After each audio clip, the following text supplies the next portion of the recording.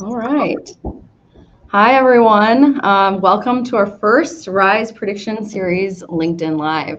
We're going to talk about what marketers can expect in 2024.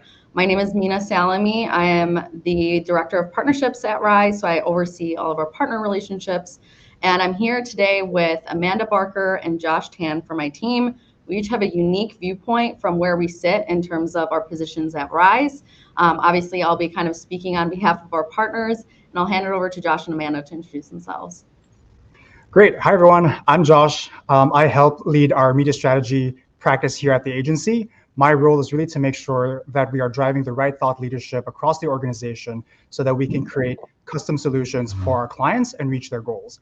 And I'm very excited today to speak about our agency strategy. And hi, I'm Amanda. I'm actually coming at you live from a hotel room since I've been at an on-site. And I'm a director of at Rise's client services team, which really means that I partner directly with our clients to provide remarkable experiences and really exceed their goals. I will be speaking on behalf of the clients today.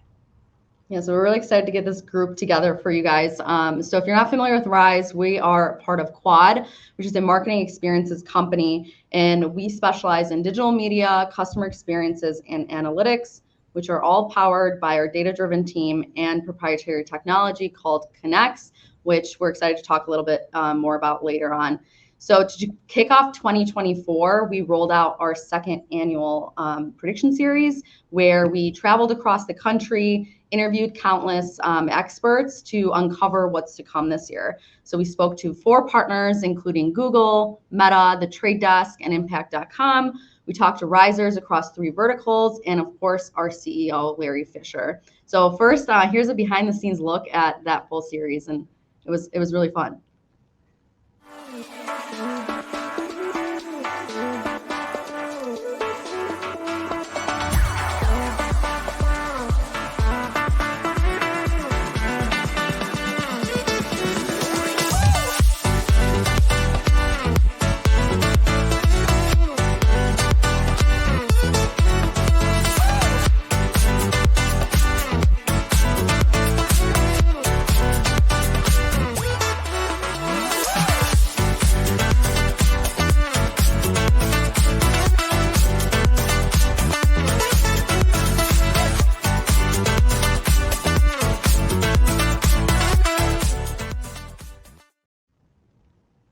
All right. So again, as you can see, we had a lot of fun, but it was a lot of content. So I think the goal for today is Josh, Amanda, and I are going to review those predictions with you, and more importantly, discuss how to take control and prepare for what's to come this year. So Josh, why don't you kick us off? Great. No place better to start than with the top, with Larry's predictions.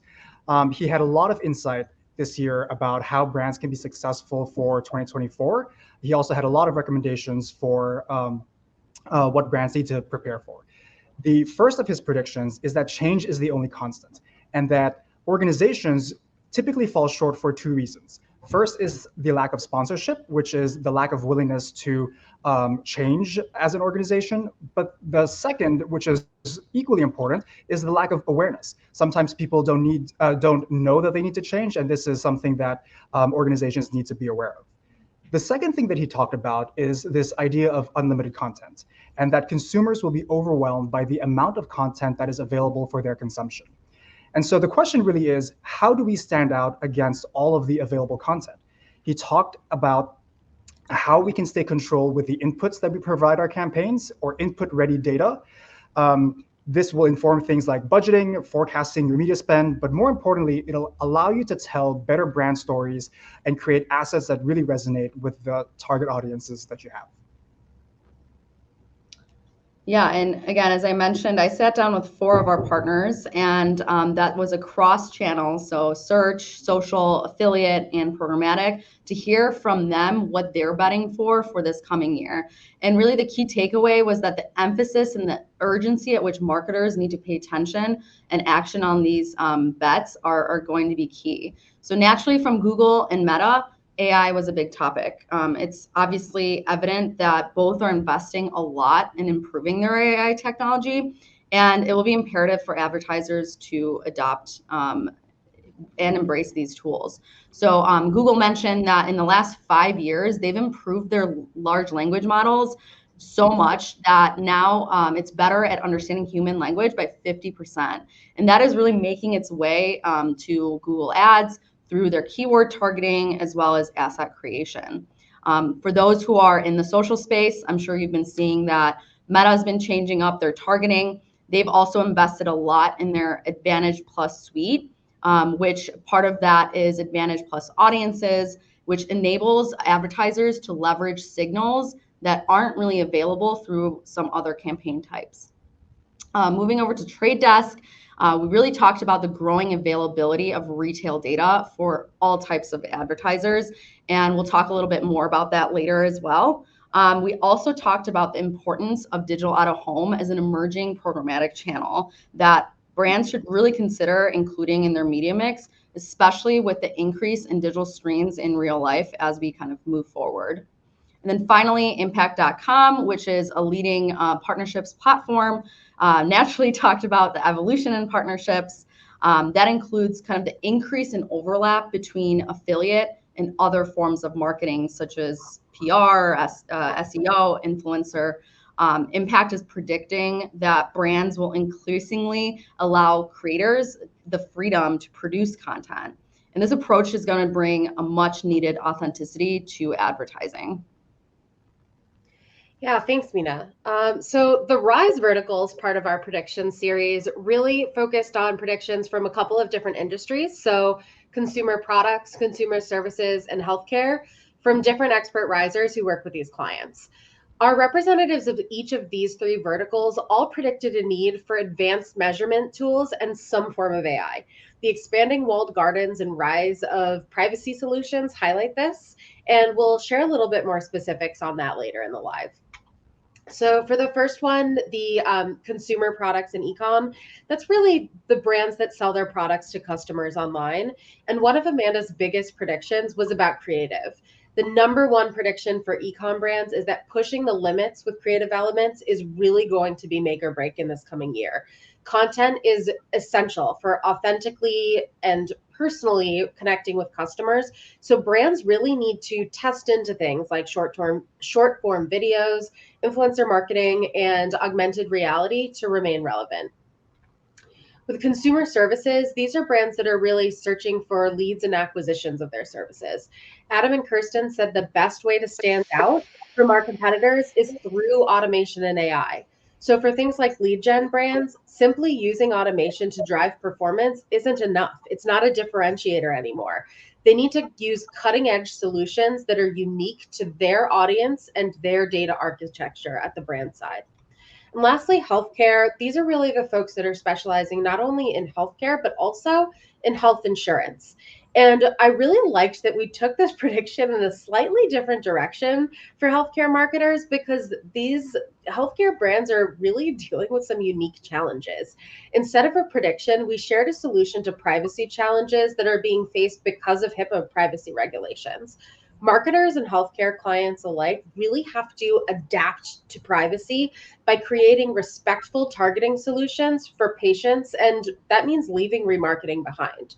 So to avoid extreme digital marketing limitations when you're no longer using remarketing, the best solution is to integrate with a HIPAA compliance.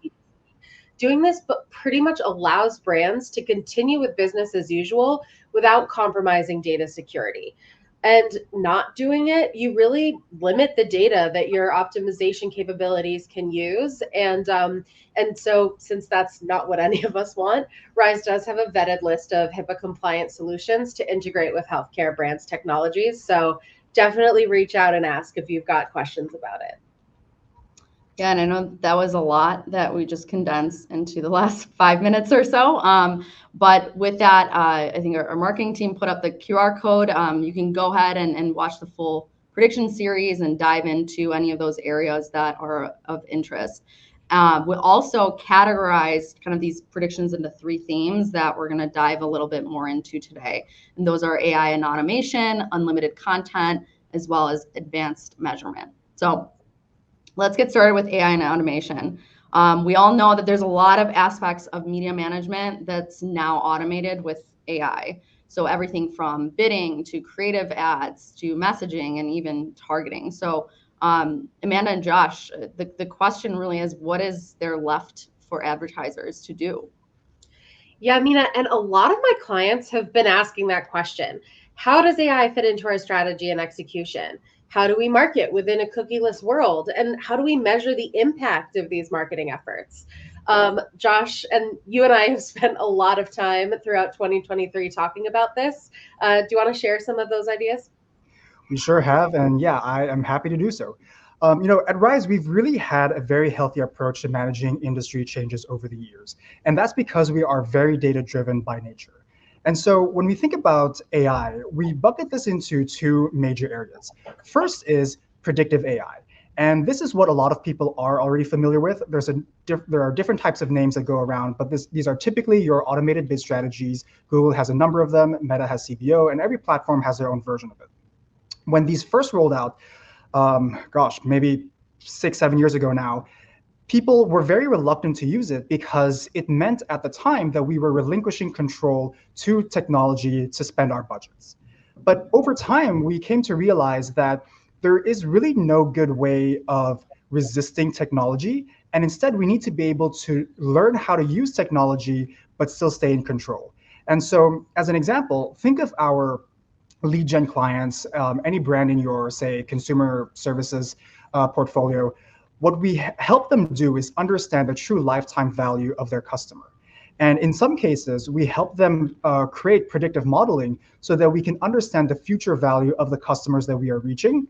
All this data is what we push into automated bid strategies so that those technologies are optimizing off of a data point that we are controlling.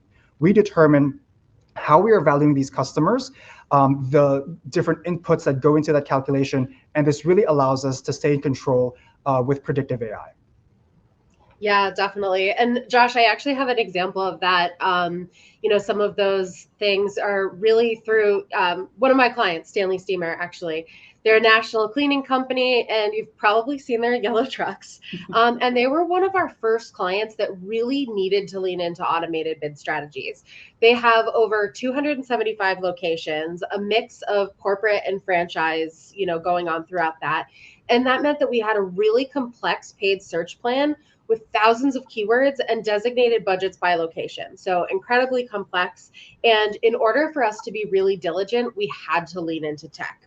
And so we started, you mentioned this was, 5 years ago. So we started over time with campaign level solutions and then evolved through the years to budget bid strategies and then to SA360.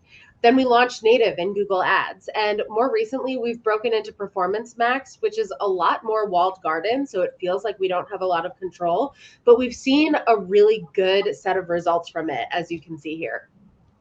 Yeah, the work that you're doing on Stanley Steamer is excellent. The second way that we think about AI is generative AI.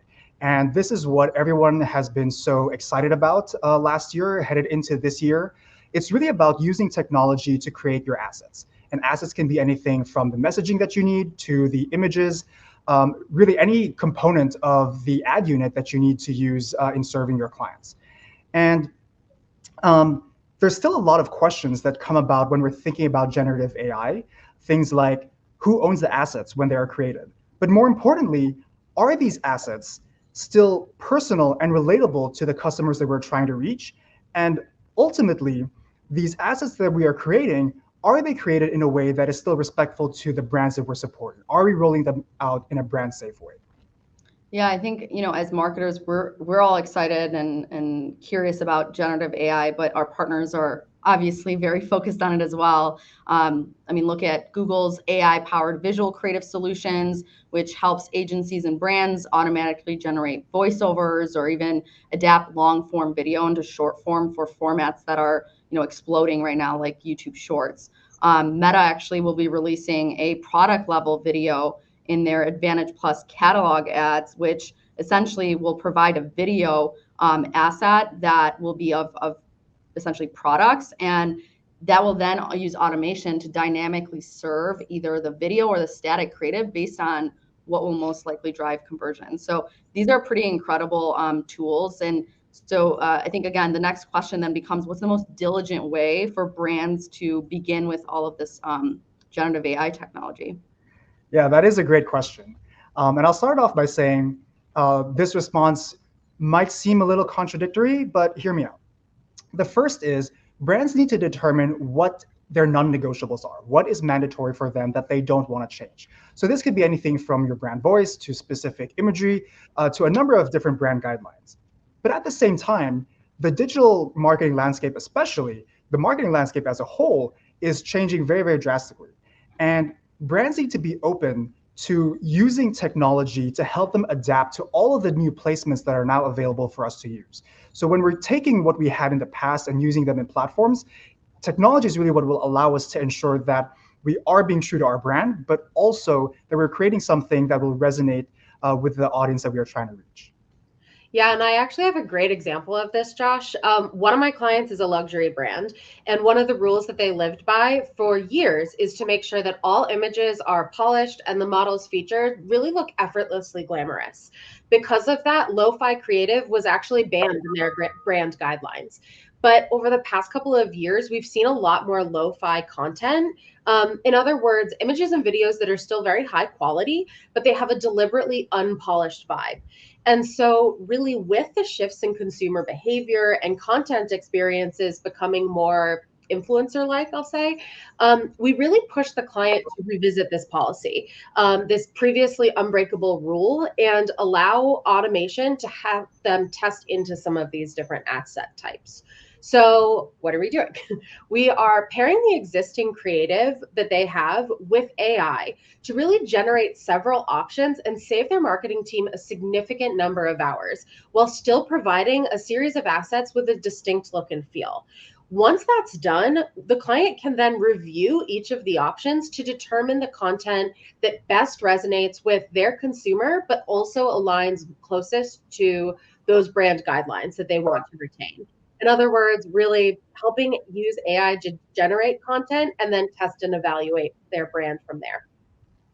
Yeah, I mean, I think we had to fight our marketing team to not be able to use our phones today instead of use cameras. But yeah, some of the content that's created outside of a studio is pretty incredible. I think that's a great segue into our second topic, which is going to be talking about unlimited content. So as we all know, there's an ever-growing number of placements and formats where users can consume content like Reels, YouTube Shorts, TikTok, Snapchat Spotlight. And with that, the creative is going to be a huge performance indicator.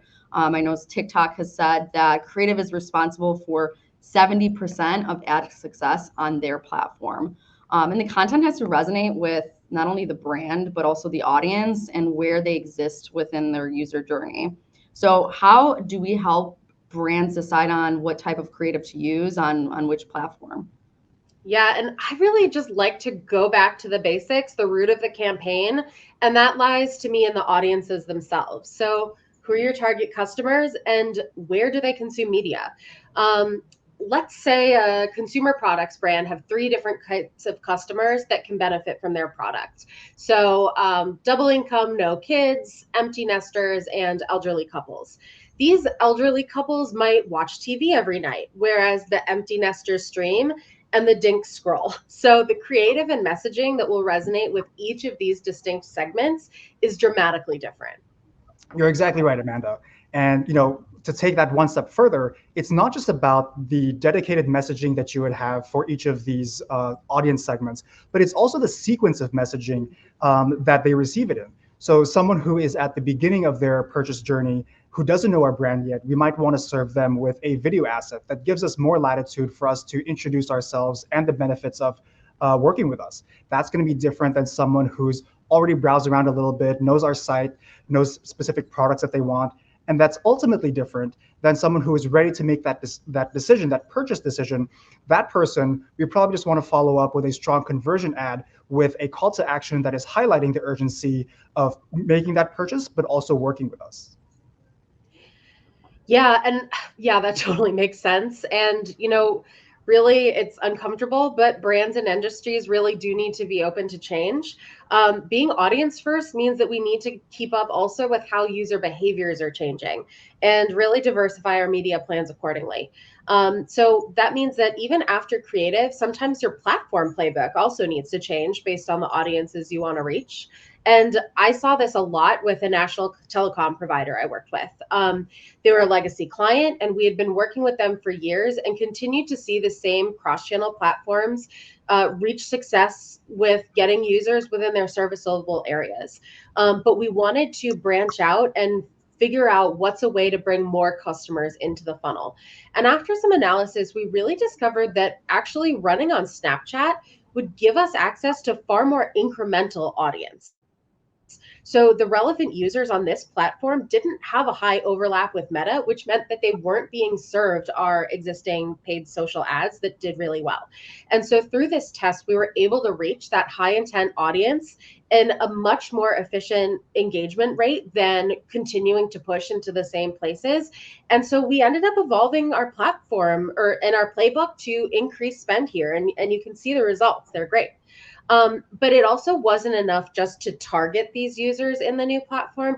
We also had to speak to them differently based on where they were in the funnel, like Josh was talking about. So we tested new video content and brand messaging to drive awareness of the brand overall and, educate people, but then followed it up with more price-based messaging, which really drove users to convert on site.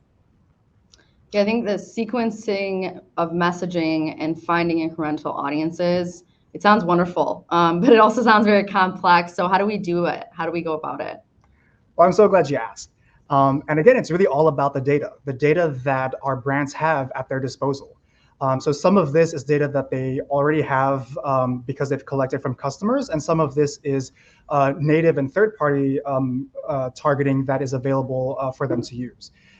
So conveniently, I have a chart here to share with everyone. But the idea is that as someone who goes through their purchase journey, they're going to go through different types, they're going to become different types of data points.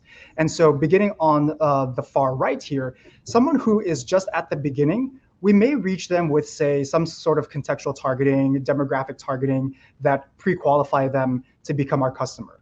As they move along in their journey and they exhibit signals because they've searched for certain things or they like things across social media platforms, then they become part of native targeting, or third-party data providers are also able to collect that data. And then ultimately, as they visit our website and become customers, they become part of our zero and first-party data sets where brands now own this data. We have a much better relationship with these people, and we can ultimately serve everyone in all of these buckets the messaging that would resonate with them, that make them better and stickier customers for us. Yeah, and I actually definitely have used this bingo card here with one of my clients before, or one of our clients. So this example comes from a global sneaker brand, but actually the main takeaway really applies also to healthcare companies.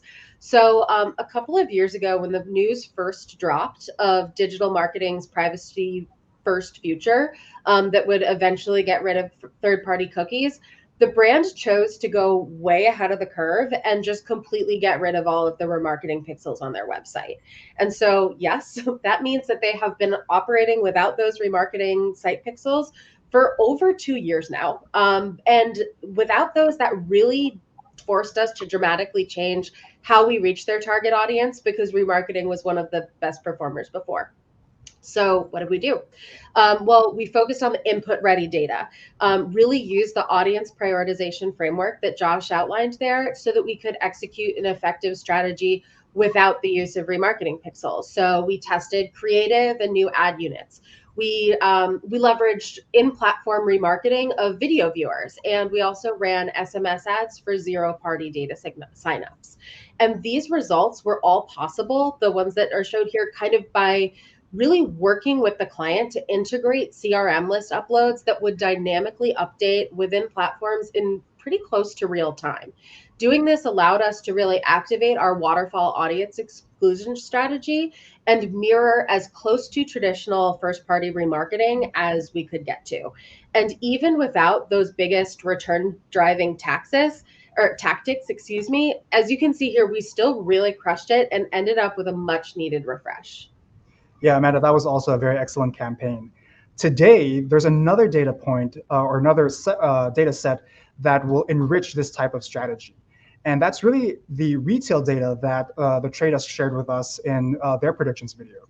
So a lot of brands now have access to retail data from the likes of Walmart, Amazon, and other major retailers that they can use this to create audiences, or they can reach audience segments that they haven't previously been able to. And so, as an example, we had an early education provider that really challenged us to find new ways of reaching their target audience. They were facing challenges with the other data signals that they were previously using. And when we came across Amazon's data set, we realized that it wasn't very difficult to piece together the right inputs to create a total audience that resembles exactly who they were trying to reach. And so this type of creativity is really what is necessary for brands to be successful in 2024, but also in the future, because we're leveraging different reliable data sources to reach the audiences that they intend to reach.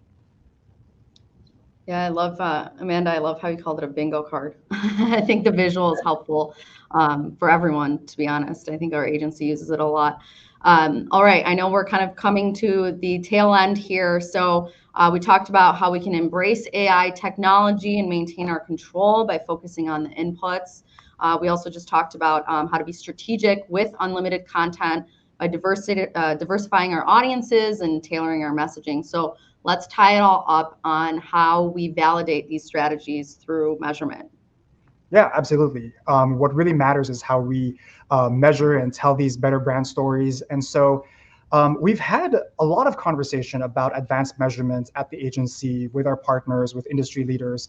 What we've come to realize is that every stakeholder within an organization or across different types of clients, there is some sort of data point, there is some sort of North Star for them that can be very different than their closest competitor. And what we realized through this entire process is that measurement is really done in terms of the time period that you're looking at.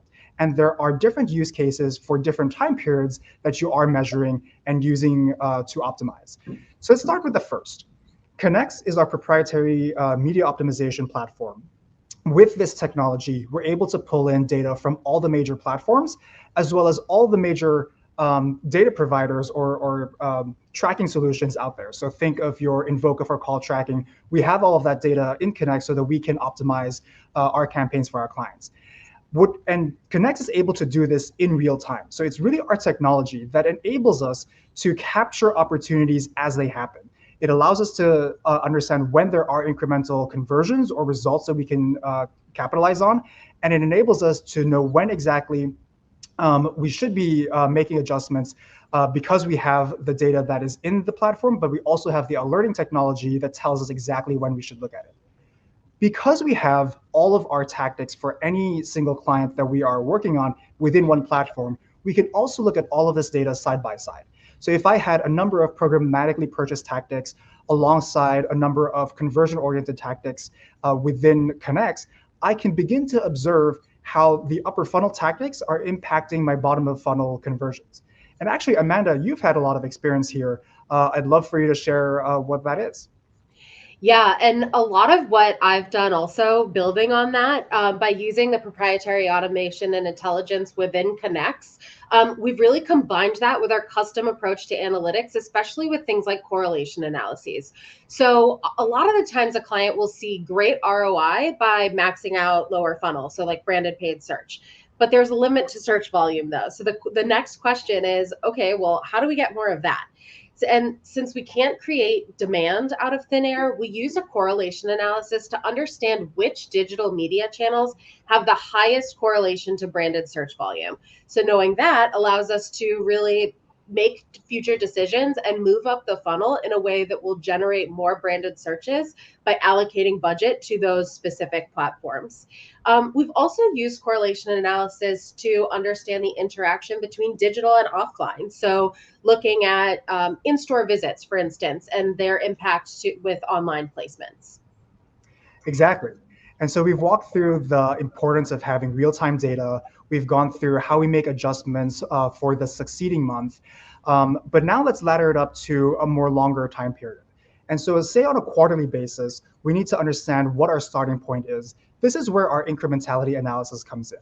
It takes into account historical performance, but also gives us practical application for this data, which is budgeting, how much we should be allocating to individual tactics, and forecasting what the return would be from spending those dollars in those areas. And so this is what gets us through to sort of the next quarters within our plan. But on a longer term basis, we rely on media mix modeling where it is applicable to help us package up all of these great results to larger stakeholders within our clients and other and our partners to ensure that they are seeing the true value of every single channel that makes up their entire marketing program. Well, there you have it. I know there's a lot. I can't believe that went by really quickly. But so when we think about 2024, we really want to help brands take control of their media by embracing AI and automation, leaning into unlimited content, and leveraging the different measurement approaches. Here are some QR codes on the screen, but feel free to reach out to us. Obviously, we're media nerds here, and we'd love to talk. So if you have questions or just want to connect, please reach out. I want to thank Amanda and Josh for being here with me today. I want to thank all the partners for being a part of our prediction series, obviously our marketing team and other risers who are involved. And thank you all for joining us. And I hope you have a great rest of your day. Thanks, everyone.